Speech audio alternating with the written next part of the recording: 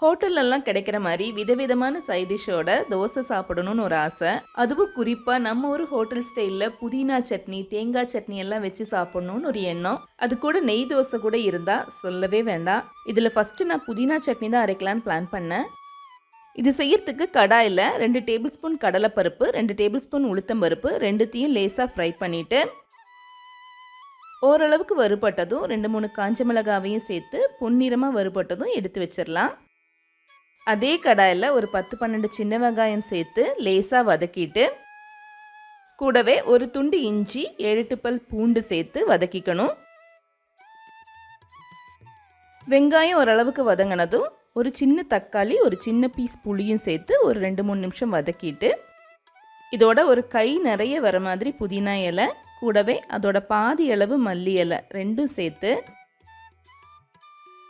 ஒரு நிமிஷம் கழித்து 4 டேபிள் ஸ்பூன் தேங்காய் துருவலும் சேர்த்து லேசாக வதங்கினதும் கொஞ்சம் பெருங்காயத்தூளும் சேர்த்து லேசாக கலந்து விட்டதுக்கப்புறமா எடுத்து வச்சிடணும்.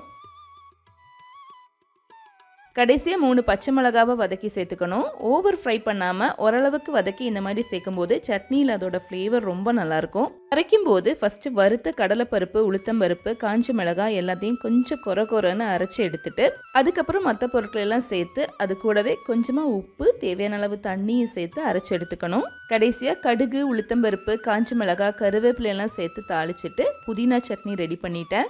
அடுத்து தேங்காய் சட்னியும் இன்ஸ்டன்ட் கார்லிக் இட்லி பொடியும் ரெடி பண்ணிட்டேன். நெய் தோசையோட 3 விதமான சைட் டிஷ்ஷும் சேர்த்து சாப்பிட போகிறேன். இன்னைக்கு பிரேக்ஃபாஸ்ட் சூப்பர்.